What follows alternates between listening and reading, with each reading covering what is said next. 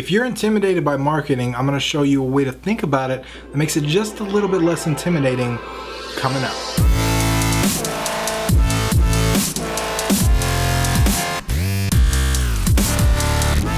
What's going on, guys? My name is Tim Ruswick, and today we're going to talk about marketing. But specifically, we're going to talk about the psychological aspects behind why marketing is intimidating and something that you can do to kind of alleviate that. When I first got started in marketing, I know I was really scared for a long time for a lot of reasons. Some of the reasons were, for example, when I put up my first piece of software on the internet to sell, I was scared that nobody was going to care, that someone was going to buy it and think it was shitty, that people were going to email me and tell me how horrible it was, that people were going to be angry that they paid money for something and then they were going to tell me how dare I charge them for something so shitty. Like, that's where my mind was at, right? When I started marketing other people's products, I was like, oh shit, like what if people think I'm trying to spam them? What if people don't like the product and they see me selling it, so then they don't like me? Like, there was all these different things going through my head, and I had to overcome all that stuff from marketing. But I think each of those has individual solutions and different ways that I came up with a solution in my head to figure out how to actually do marketing effectively without letting my self-esteem get in the way, or without getting stuff out there and having to worry about backlash or being scared of people commenting on my shit. But I think the single thing that made the biggest difference in marketing, in the way that I thought about marketing, that has not only helped me market my stuff a little more shamelessly, but also it's helped me be a better marketer. It's helped improve my marketing because of the nature of how it works. And that concept is thinking of marketing as an experiment. So that's all marketing is. It's one giant experiment. And I think the mistake a lot of people make is they are scared when they start marketing. They're afraid of complete failure. And even worse, when you're marketing something, that failure is in public. So if you come out with your new game and you push it everywhere and you try and get all your friends to download it, you share it in the Facebook groups, you do Twitter, Reddit, all that stuff, and nobody buys it, everybody else knows that nobody bought it. Everybody else knows that it's just sitting there and no one really wants it. And you feel like a failure and you feel stupid, and it's really scary. But here's the thing. When you look at marketing as an experiment, everything that you do that doesn't work is just one step closer to finding something that did work, right?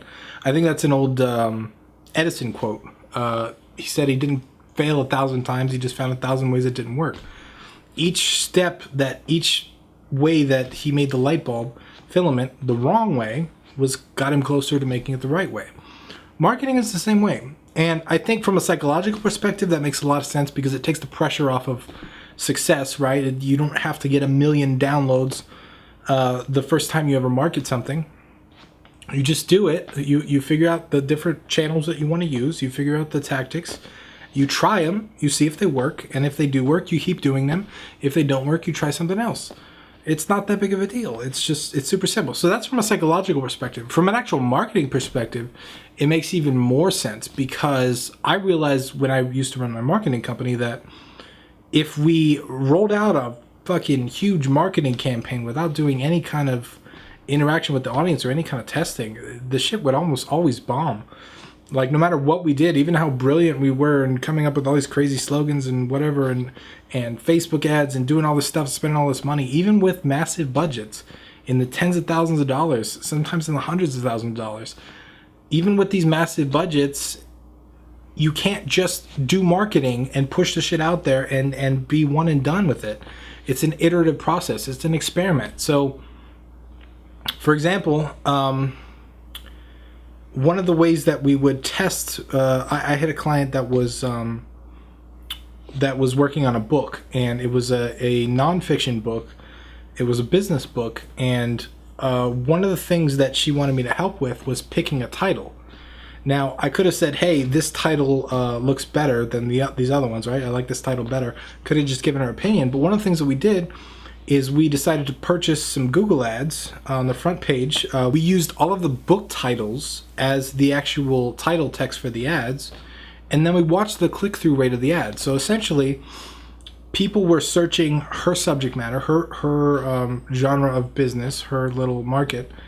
And when people would click on the headline of an ad, that shows us what the click-through rate is for that specific ad. And we noticed that certain titles would get more clicks than others. So what that tells me is that title's a better title for attracting that audience than any of the other titles were. But that goes way beyond even just the titles, right? Then once they click through the title, you got to figure out how many people out of 100 will click on the download or the buy button, right? And that's called a conversion rate. It's really simple math. And you can run A/B tests, which are just you test different pages against each other, right? Like I'll test this landing page against this landing page. I'll randomly show people one or the other, see which one gets more customers, and then you know which one converts better. If I just thought that I was super smart enough, like super Mr. Smart Guy, and just built stuff and just said, hey, here you go, here's your marketing, and I just ran the campaign, we might have some success, but we wouldn't have nearly the amount of success that we had we not did it in phases and tested out and actually looked at marketing as a giant experiment. So we started with the title, then we started with the landing page, and what we found was from doing surveys and doing different experiments in marketing,